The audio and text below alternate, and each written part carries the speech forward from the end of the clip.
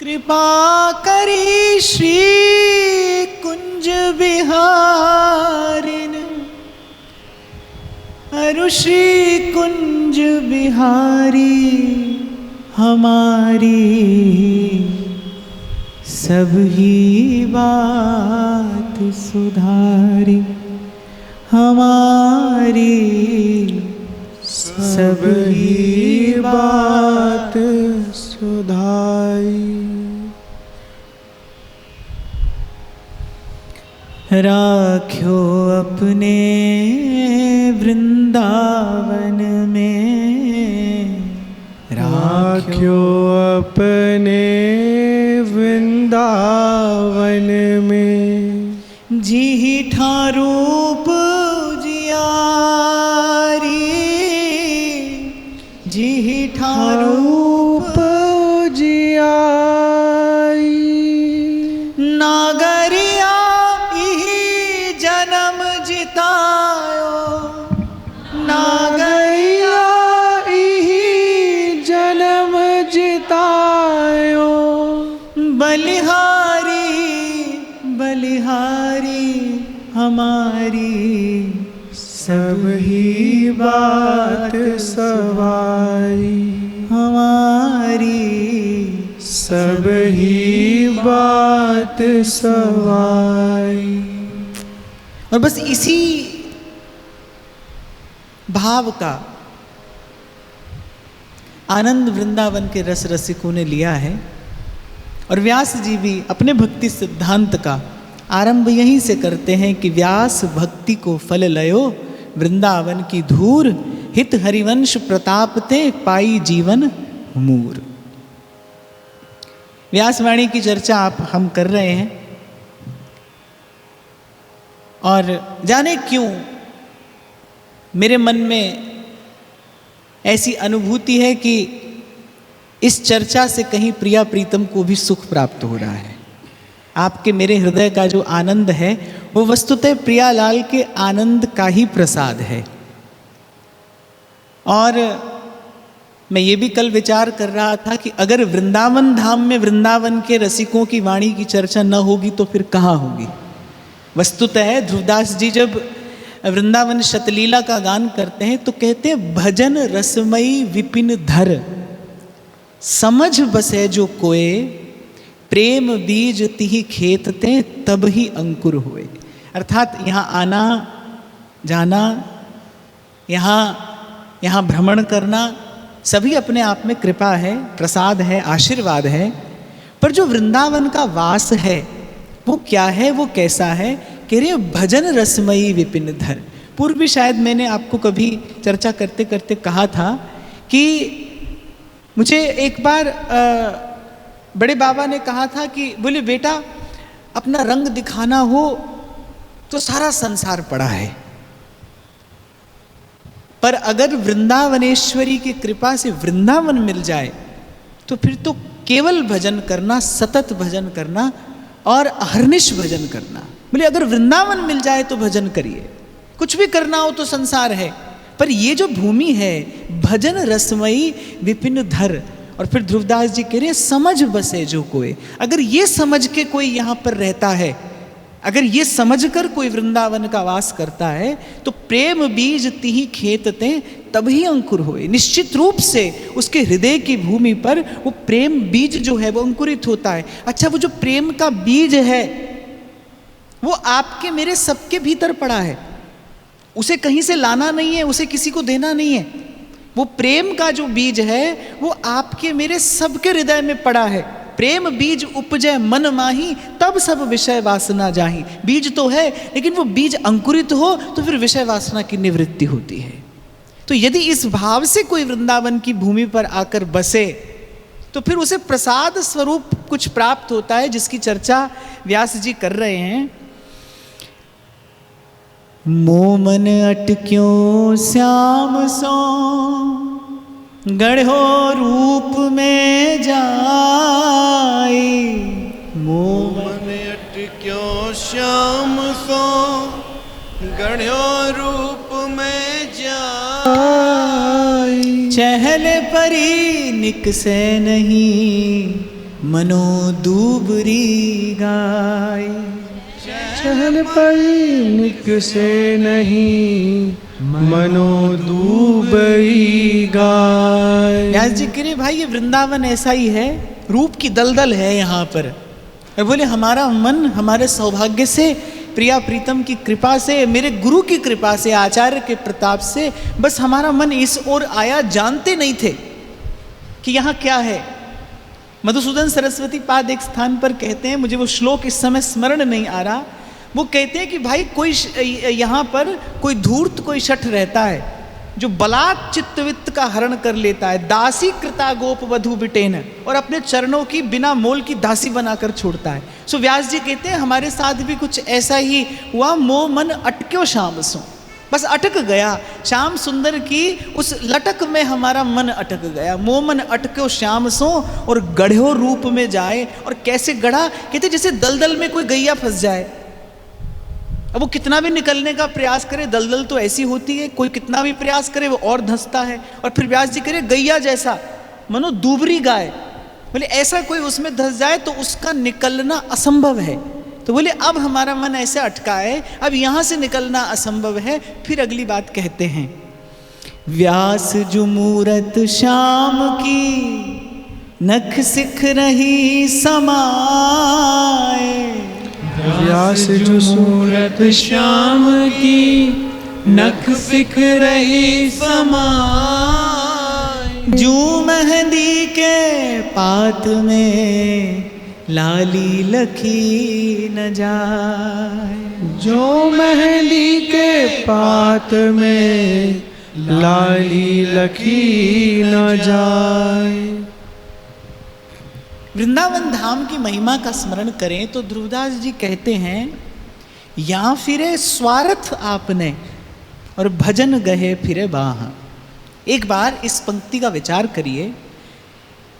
श्री ध्रुवदास जी कह रहे वृंदावन में कोई अपने स्वार्थ से भी रहता हो तो भी भजन उसका हाथ थामे रहता है।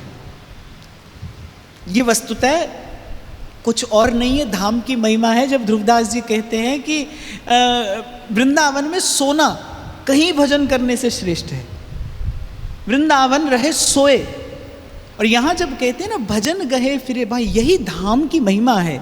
तो व्यास जी कहते हैं कि भाई कुछ ऐसी धाम की कृपा हम पर हुई कि मन सा वाचा कर्मणा, हमारे तन पर, हमारे मन पर, हमारे प्राणों पर, हमारी अंतर आत्मा पर एक श्याम रंग चढ़ गया। जैसे गोपी कहती है ना, श्याम तन श्याम धन श्याम ही हमारो मन, अब आठों जाम ऊधो हमें श्याम ही सो काम है। सो व्यास जी कह रहे व्यास जो मूरत श्याम की नख सिख रही समाए, वो कह रहे हैं कि अब हमारे भी रोम रोम में वही श्याम सुंदर का वही अलौकिक अद्भुत अनिर्वचनीय अनुपम रूप बस गया है, रच बस गए हैं हम श्याम में और श्याम सुंदर हम में।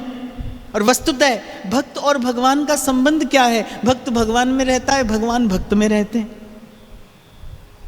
और इसी प्रकार इसी विधि भक्ति जो है वो भक्त और भगवान को तदाकार कर देती है, एक मेक कर देती है।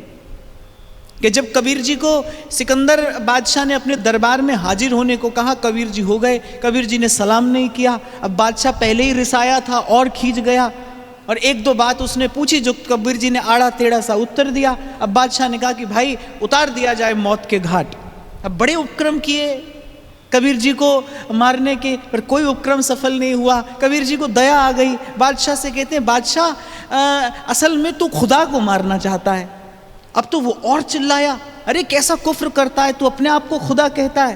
तो कबीर जी ने कहा देख, खुदा हम में रहता है, हम खुदा में रहते हैं, हमारा राम हम में रहता है, हम राम में रहते हैं, और हम एक दूसरे में रहते रहते अब एक हो गए हैं। जैसे दूध में पानी मिला देने पर फिर पहचानना कठिन हो जाता है ना कि दूध कितना है और पानी कितना है। तो बोले अब तो हम राम में, राम हम में, और राम और हम एक दूसरे के साथ रहते रहते एक हो गए हैं। और फिर कबीर जी बादशाह के दरबार में बादशाह की आंख में आंख डालकर कहते हैं, हरि मरे तो हम मरे, नहीं तो हमरी मरे बलाए। अरे अब तू राम को मार सके, खुदा को मार सके तो हमें मार सकता है, अगर खुदा नहीं मरेगा तो हम भी नहीं मरेंगे। हर मरे तो हम मरे, नहीं तो हमरी मरे बला। सांचे गुरु का बाल का मरे न मारा जाए। बोले बादशाह, हम ना किसी को मारते हैं और ना किसी के हाथ से मरने वाले। तो भक्ति की ये महिमा है भाई, वो तदाकार कर देती है भगवान से। और किसी को तो सालोक्य, साष्टी, सामीप्य, सायुज्य, सारूप्य आदि मुक्ति के लिए साधन करना पड़ता है, पर भक्त की तो ये पांचों मुक्तियां स्वतः सहज सेवा करती हैं। भक्त तदाकार हो जाता है भगवान से। इसीलिए चतुर नाम वपु एक, भक्त भक्ति भगवंत गुरु, चतुर नाम वपु एक। तो व्यास जी कह रहे धाम की कृपा से, धाम की कृपा से व्यास जो मूरत श्याम की नक्सिक रही समाये। इस पंक्ति में गूढ़ार्थ यही है कि व्यास जी कह रहे इस धाम की अनुग्रह से, जैसे महाप्रभु कह रहे हैं यत्तन नाम स्फुरति महिमा एष वृंदावन से। मुझे नहीं लगता कि जो व्यक्ति केवल वृंदावन को देखने भी आता हो, जो व्यक्ति वृंदावन को केवल देखने के लिए भी आता हो ना, मुझे नहीं लगता कि वो यहाँ से राधे राधे कहे बिना लौटता होगा। न कहता होगा तो सुनता तो अवश्य होगा ही। चलत फिरत सुनियत रहो जहाँ राधा वल्लभ लाल, प्रिया प्रीतम का प्रसाद मिल जाता है। वृंदावन की रज, अरे रज तो उड़ लाग है तन ही पीवे जमुना तोए। और यदि कोई समझ कर बसे, यदि कोई समझ कर बसे तो ये भक्ति भावना तन से मन, मन से बुद्धि, बुद्धि से चित्त और चित्त से आत्मा तक तदाकार कर देती है, रसरूप कर देती है जीव को। तो व्यास जी वही कह रहे भाई, अब जानत तुम्हें तुम्हें हो जाए। व्यास जो मूरत श्याम की नक्सिक रही समाये, पर कहते दिखाई नहीं पड़ती जो मेहंदी के पात में लाली लखी न जाए। रे भैया हो व्यास को जिनको पछताई, रे भैया हो व्यास को जिनको पछताई। हरि सो हेत ना छूटी है जित बछरा तित गाय। छूटी है जित बछरा तित गाय। और जैसा हम विगत 2 दिनों से व्यास जी के पूर्व जीवन की चर्चा भी करते आ रहे हैं कि आप कुलीन ब्राह्मण, दिग्विजयी पंडित, राजगुरु, तो जब आ गए यहाँ तो निश्चित रूप से बहुत बड़ा संसार, बहुत बड़ा व्यवहार व्यास जी पीछे छोड़कर आए थे। अनेक अनेक राजा महाराजा आपके चरणों की सेवा करते थे। अनेक अनेक आपके शिष्य प्रशिष्य, बड़े बड़े विद्वत जन आपके चरणों में बैठकर अपनी शंकाओं का समाधान करते थे। आपके समान, आपके सरीखा दूसरा कोई था ही नहीं उस समय धराधाम पर। तो कितना बड़ा संसार व्यवहार व्यास जी के पास था। जब व्यास जी आ गए, और व्यास जी आए तो कैसे आए कि फिर पीछे मुड़कर नहीं देखा। आते तो हम भी हैं, पर हम तो जाने का विचार लेकर आते हैं। वृंदावन तो हम भी आते ही हैं भाई, पर हम जाने का विचार लेकर आते हैं ना, तो हमारा तो अभी आना जाना है। अच्छा, व्यास जी कैसे आए वृंदावन? जैसे ही श्री नवलदास जी के मुख से वृंदावन की महिमा सुनी, बस चल दिए, उसके बाद कुछ विचारा नहीं। उनका अंतःकरण शुद्ध था। वो जैसे ही रसिकों के मुख से वृंदावन की महिमा सुनी, आगे कहेंगे व्यास जी, जब रसिकन कृपा करी तब पाए हरिवंश। मुझ पर रसिक संतों की कृपा हुई और चल दिए, बस कुछ विचार नहीं किया। नवलदास जी ने सोचा कि कह रहे हैं तो कभी चलेंगे। व्यास जी ने कहा अभी चलिए, अभी। राम भजो तो अब भजो, फिर भजोगे कब।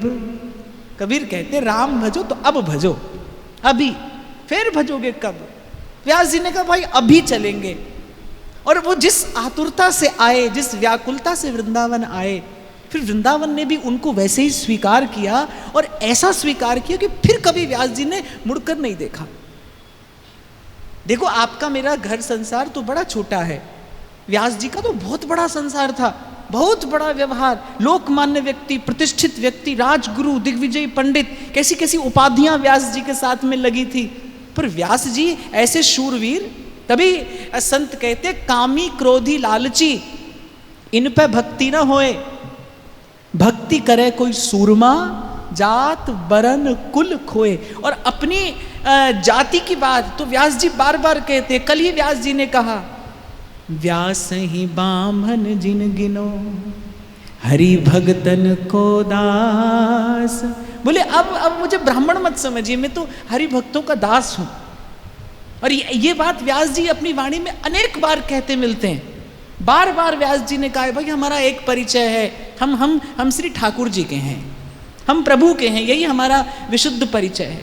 व्यास जी के तो जीवन चरित्र में ही ये प्रसंग प्रसिद्ध है कि नाभा जी ने इसका वर्णन किया है कि अपना जनेऊ तोड़कर श्री प्रिया जी के चरणों का नूपुर गूंथ दिया, अर्थात अपना समस्त ब्राह्मणत्व श्री जी के चरणों में निवेदन कर दिया, एक प्रकार से न्यौछावर करके निहाल हो गए।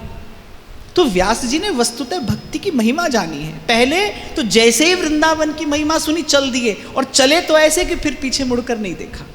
तो बहुत लंबे काल तक लगा रहा संसार पीछे, आइए आइए। और उस दिन एक और बात मैंने आपसे कही थी, जब तक मन में प्रश्न हो, द्वंद्व हो कि भाई यहां रहें या वहां रहें, वो ध्यान से सुनना। जब तक मन में ऐसा प्रश्न हो ना कि यहां रहें या वहां रहें, तब तक तो वहीं रहिए। यहां कब आइए?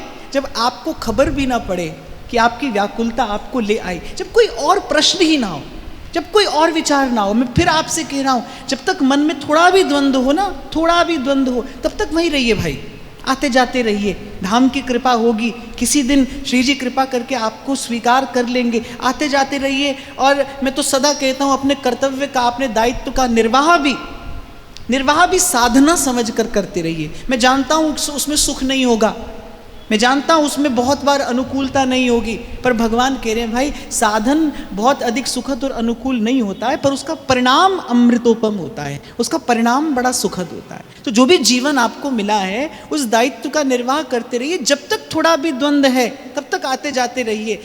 जिस दिन द्वंद्व की निवृत्ति हो जाए, जैसे महाप्रभु चतुरासी जी में कहते हैं, प्रीत न काहू के कान बिचारे।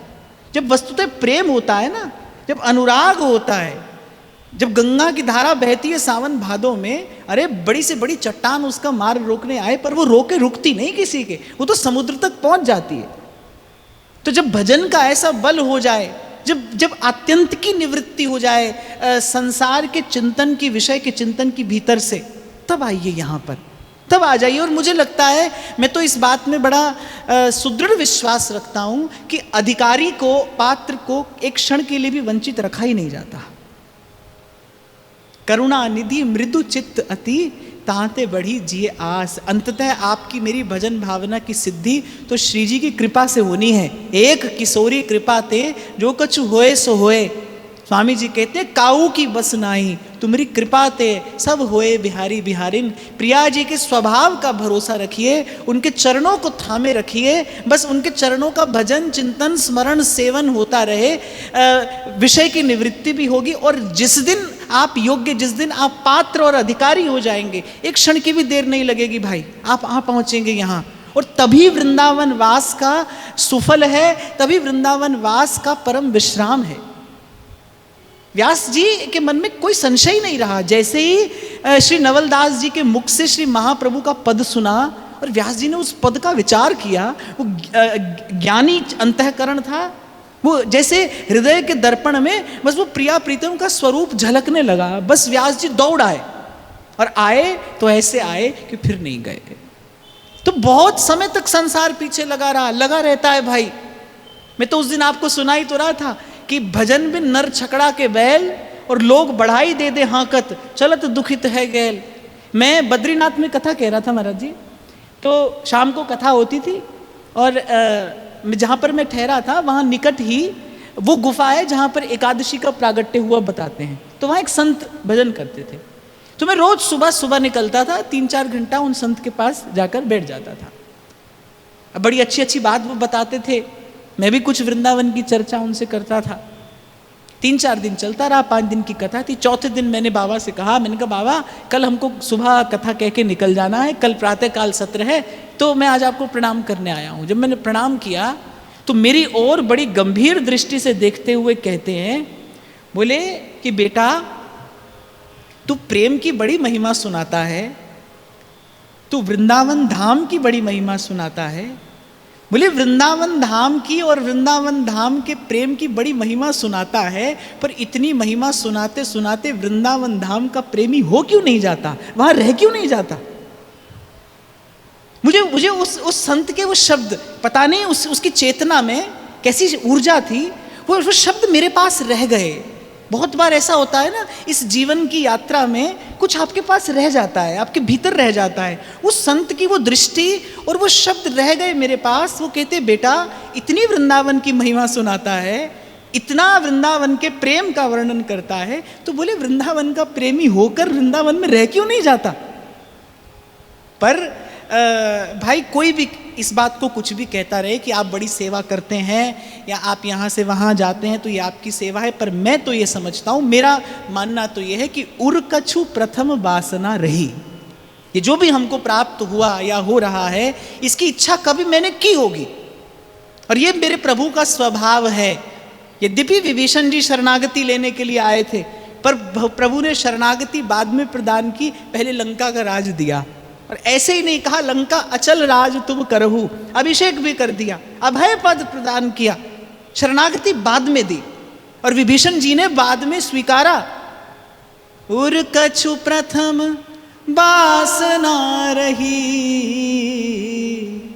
प्रभु पद प्रीति सरित सो बही। सत्य है नाथ, मैं आपसे कैसे दुरा सकता हूं, आप अंतर्यामी हैं। मेरे मन में ये वासना कभी थी कि इस लंका के राज सिंहासन पर मैं आरूढ़ हूं, परंतु यह भी सत्य है कि जिस क्षण मैंने आपके चरण युग्म का दर्शन किया, जिन पायन के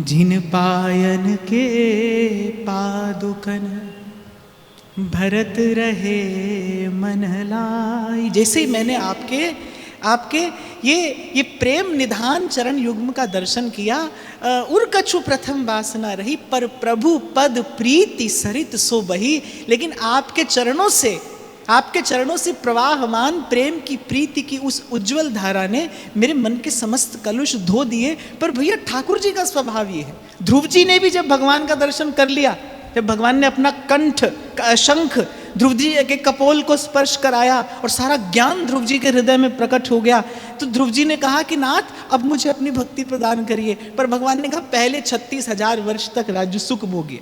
आए तो तुम इसीलिए थे, जब मेरी ओर चले थे तो इसीलिए तो चले थे कि मुझे इस राज सिंहासन पर बैठना है।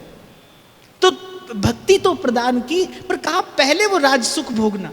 तो मैं तो ऐसा समझता हूँ, मुझे ऐसा लगता है और ऐसा है ही भाई, ऐसा है ही कि ये जो भी मिलता है, मिल रहा है या आगे मिलेगा, ये अपनी इच्छा थी, ये अपनी वासना थी। पर इतना अवश्य अब विश्वास हो चला है कि बहुत धुल गई और रही सही भी इनकी कृपा से धुल जाएगी, क्योंकि इसी बात का आधार लेकर यहाँ तक आ पहुँचे हैं भाई कि संसार के प्रपंच से निकाल कर जो यहाँ तक लाया है वो आगे भी लेकर जाएगा। बीच में छोड़ना उसका स्वभाव नहीं है, उसके स्वभाव का ही विश्वास है। तो बहुत काल तक आता रहा संसार, पर व्यास जी टस से मस नहीं हुए और बार बार एक ही उत्तर देते हैं, रे भैया हो व्यास कौन जिनको पछताई। रे भैया हो व्यास को जिनको पछताई। कह रहे अरे भैया अब मेरा स्मरण मत करो, अब मेरे लिए कोई दुख मत मानो। घर के लोग सोचते थे कहाँ राजगुरु राजमहल में रहने वाले, इतना ऐश्वर्य, इतना ऐश्वर्य, भोर से सांझ तक सहस्रों सहस्रों जन जिनको शीस नवाते हैं, जिनके चरणों की सेवा करते हैं, और वो व्यास जी यहाँ पर आकर व्यास दास हुए वृंदावन में, रसिक जनन को चेरो। और व्यास जी का जीवन कैसा है, अरे आगे व्यास जी कहेंगे वृंदावन के स्वपच के रहिए सेवक हुई। व्यास जी ने जैसी वृंदावन की रहनी रही, मैं कहनी कही नहीं कह रहा, व्यास जी ने जैसी वृंदावन की रहनी रही भाई, शायद अन्यत्र दुर्लभ होगा ऐसा। इसलिए ध्रुवदास जी कहते कहनी करनी कर गयो एक व्यास ही काल, लोक वेद तज के भजे राधा वल्लभ लाल। ऐसा व्यास जी ने भजन किया, ये अद्भुत अनुपम है। न भूतो न भविष्यति, ऐसा भजन करके दिखाया व्यास जी ने। पर घर के संसार के जो लोग थे वो सोचते थे अरे कितने कष्ट में रहते हैं, कहाँ भूख लगे जब मांग खाई हो, गनो न साँझ सवेरो।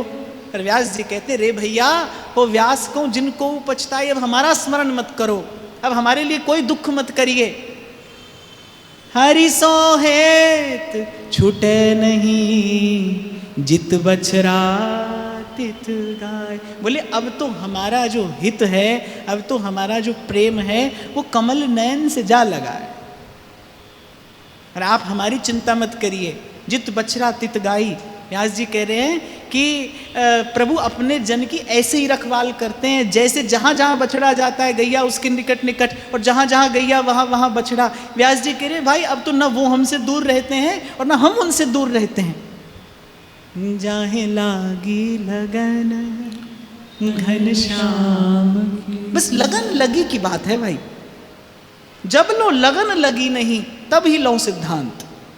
ये जो मैं आपको बार बार कहता हूँ कि जहाँ है वहीं रहकर भजन करिए, भजन करिए। मेरा आशय ये नहीं है कि आप वृंदावन न आइए, मेरा आशय ये नहीं है कि आपको वृंदावन का वास ना मिले, पर मेरा आशय ये है कि वृंदावन वास अर्थात हमें प्रिया प्रीतम के घर में रहने के लिए आना है।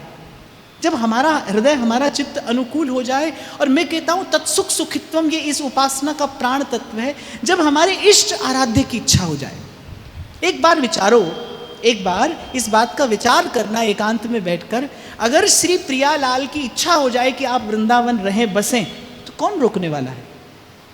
अगर श्री जी की इच्छा हो जाए कि आप वृंदावन आकर रहें, आप बसें, तो आपको कौन रोकने वाला है? अरे प्रकृति को तो प्रिया प्रीतम की सेवा करनी है भाई। आप देखेंगे जब श्री जी की इच्छा होगी मार्ग अनुकूल हो जाएगा। जब नो लगन लगी नहीं, इसलिए जहाँ हैं समय न गंवाइए। अव्यर्थ कालत्व ये साधक के जीवन में हो, समय मत गंवाइए। एक एक क्षण, एक एक क्षण हरदम हीरा लाल है, गिन गिन गुरु को सो। अरे आपका मेरा तो परम विश्राम वृंदावन है, वृंदावन विश्राम। यहीं आपको मुझे आना है भाई, इसी परम विश्राम को पाना है। पर अपने प्रयास से, अपने खींचतान से नहीं पाना, हमें अपने आचार्य के प्रसाद से पाना है। व्यास जी के जीवन की घटना है भाई। कहते बड़े दीर्घ काल तक पीछे लगा रहा संसार व्यास जी के, और एक बार तो तैयारी हो गई। ओरछा नरेश ने आकर सीधे महाप्रभु जी से विनती की, और महाप्रभु जी ने कहा ठीक है भाई, परहित के जैसा धर्म नहीं है, आप ठीक कहते हैं, यहाँ अकेले व्यास जी सुख ले रहे हैं, जब ओरछा जाएंगे तो पूरा नगर भक्त हो जाएगा। आएगा व्यास दर्शन करने तो हम कह देंगे कि जाइए कुछ काल ओरछा का कल्याण करिए। अरे व्यास जी ने तो जैसे सुना वो तो मरणातुर हो गए। और जब हितजू ने व्यास जी की दशा सुनी तो कह रहे महाप्रभु के नेत्र करुणाद्र हो गए, भीग गया महाप्रभु का हृदय व्यास जी की वृंदावन के प्रति प्रीति देखकर। और महाप्रभु ने कहा जाओ व्यास से कहो कि वृंदावनेश्वरी उन पर प्रसन्न है, वो अखंड श्रीवन के वास का सुख पावें। कहते जिस दिन महाप्रभु ने व्यास जी से कहा कि अब आप अखंड रूप से वृंदावन वास करिए, समस्त क्लेशों की निवृत्ति हो गई। वस्तुतः श्री व्यास जी ने वृंदावन वास का सुख पाया। तो आना तो है भाई आपको, मुझे यहीं आना है, और कहाँ जाना है? यहीं तो आना है, वृंदावन विश्राम, राधा वल्लभ लाल को हृदय ध्यान मुख नाम, यही आपको मुझे पाना है। पर गुरु के प्रसाद से प्राप्त करना है। फिर कहते हैं उपदेशो रसिकन प्रथम, तब पाए हरिवंश। उपदेशो रसिकन प्रथम, तब पाए हरिवंश। जब हरिवंश कृपा करी, मिटे व्यास के संश। जब हरिवंश कृपा करी, मिटे व्यास के संश। एक प्रकार से व्यास जी ने इन दो पंक्तियों में अपनी समग्र जीवन यात्रा स्पष्ट कर दी है। कहते उपदेशो रसिकन प्रथम, प्रथम हमने रसिकों के मुख से ये प्रेमोपदेश ग्रहण किया, धारण किया, तब पाए हरिवंश। व्यास जी का चरित्र बहुत बार मैंने कथन श्रवण किया है। नवलदास जी का दर्शन व्यास जी को हुआ, नवलदास जी के मुख से पद श्रवण किया चतुरासी का। नवलदास जी भोर के समय पद गा रहे थे, आज अति राजत दंपति भोर, और बस उस पद का चिंतन व्यास जी करने लगे। चिंतन करते करते वो युगल का रूप, वो वृंदावन का रस, वो माधुरी कहीं थोड़ी हृदय में झलक गई, और बस नवलदास जी की कृपा से व्यास जी वृंदावन आ पहुंचे। सहजोबाई भी एक बात कहती है, साध मिला गुरु पाया, मिट गए सब संदेह। कहने पहले साधु मिला। उस दिन भी बड़े विस्तार से आपने और मैंने चर्चा की कि मनमुख जीव सन्मुख होता है संत की कृपा से। संत रूपी शक्ति, संत रूपी बल चाहिए जीव को मनमुख से सन्मुख होने के लिए। एक और बात मैं आपको बताऊं भाई, ये जो मन की चंचलता है ये बड़े दीर्घ काल तक बनी ही रहती है, बड़े दीर्घ काल तक बनी रहती है।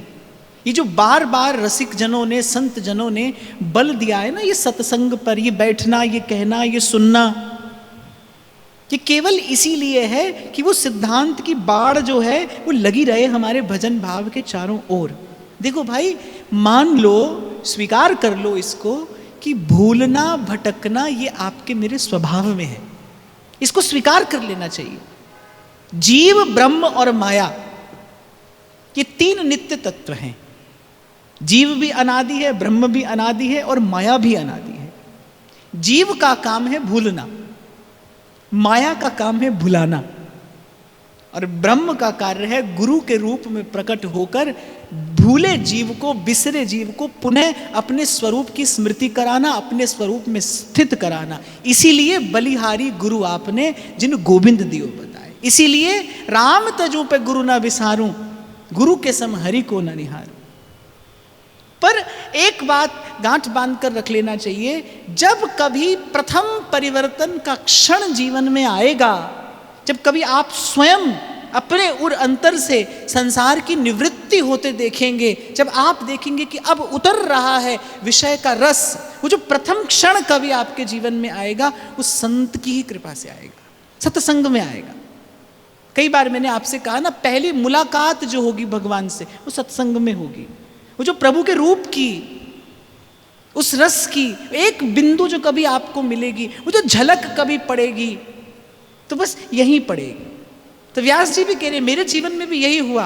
उपदेशो रसिकन प्रथम, पहले प्रभु की कृपा से संत मिला, साधु मिला, गुरु पाया, फिर संत की कृपा से सदगुरु मिला। उपदेशो रसिकन प्रथम, और तब पाए हरिवंश। और कह रहे हैं कि जब वृंदावन आए थे तो बड़े संशय लेकर आए थे। वो जो हम कहते हैं ना 5 बैलगाड़ी पोथी की व्यास जी भरकर लाए थे। मैं कहता हूं 5 बैलगाड़ी पोथी की तो बाहर थी, पर उससे भी कहीं अधिक संशय व्यास जी के मन में थे।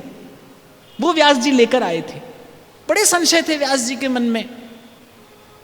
और बलिहारी ऐसे सतगुरु की कि एक भी प्रश्न व्यास जी ने नहीं किया। सब प्रश्न पूछने से पहले व्यास जी का समाधान हो गया, प्रकाश हो गया, और उस प्रकाश में वस्तु सूझने लग गई। महाप्रभु ने सीधे सीधे एक उपदेश दिया कि व्यास जी, जिस चित्त के चैन को, जिस मन के विश्राम को, जिस आत्मा के आनंद को आप खोज रहे हैं, वो पोथी पुस्तकों में नहीं, भक्तों के चरणों में प्राप्त होता है।